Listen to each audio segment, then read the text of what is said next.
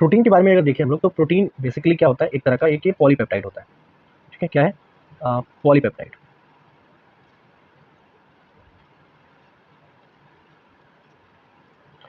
Polypeptide के बारे में अगर आप समझने की कोशिश करें तो basically polypeptide is a linear chain of amino acid linked by peptide bond, linked by peptide bond। तो दूसरी चीज़ ये क्लियर है हमको कि ये प्रोटीन एक तरह का एक पॉलीमर है। ठीक है, क्या है? पॉलीमर है। और पॉलीमर किससे बनता है? मोनोमर से। तो इसका जो मोनोमर होगा वो क्या है? वो है अमाइनो एसिड। क्या है? Amino acid.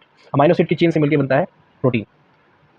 टोटल अगर अमाइनो एसिड्स की बात करें, टोटल अमाइनो एसिड्स कितने हैं? 20 अमाइनो एसिड्स हैं। ठीक है, 20 अमाइनो एसिड्स हैं, और इन्हीं 20 अमाइनो एसिड से सारे के सारे प्रोटीन क्रिएट हुए हैं। सारे के सारे जितने प्रोटीन हैं वो सब इन्हीं 20 अमाइनो एसिड से क्रिएट हुए हैं। एक और चीज़ हमको ध्यान देना है कि protein is a heteropolymer. Heteropolymer का मतलब है कि अलग अलग तरह के अमाइनो एसिड्स। ठीक है, मैं डिफरेंट कलर यूज़ कर लेता हूँ यहाँ पे।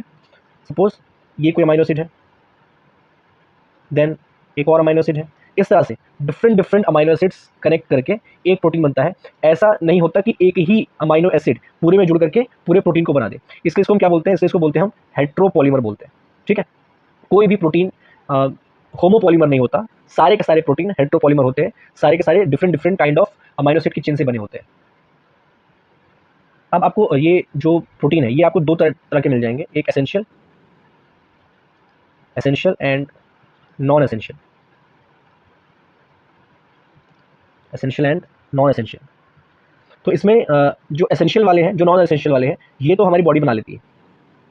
ठीक है, लेकिन ये जो एसेंशियल वाले हैं ये हमको हमारे डाइट से मिलता है। तो इसलिए बहुत प्रॉपर डाइट लेना बहुत ज़रूरी है ताकि प्रोटीन अच्छे से काम कर सके। बहुत सारे फंक्शंस हैं प्रोटीन के, जैसे कि मेम्ब्रेन है। मेम्ब्रेन के जैसी मेम्ब्रेन है तो इसके आर पार अगर किसी चीज़ को ट्रांसपोर्ट करना है तो वहाँ पे प्रोटीन का बहुत बड़ा रोल है। ठीक है, कई जगह एज अ हार्मोन काम आता है। ठीक है, कई जगह एज अ एंजाइम काम आता है। तो कई सारे रोल हैं इस प्रोटीन के। ठीक है, इसके अलावा आपको ये याद रखना है कि पूरे बायोस्फीयर में जो सबसे फेमस जो प्रोटीन है, जो सबसे कॉमन प्रोटीन है, जो सबसे एबेंडेंट है, वो है रुबिस्को। क्या है? रुबिस्को, राइबोलोज बायस बिसफॉस्फेट कार्बोक्सिलेज ऑक्सीजनेज। तो ये जो रुबिस्को है सबसे ज़्यादा एबेंडेंट प्रोटीन है पूरे बायोस्फीयर में। ये आपको ध्यान रखना है।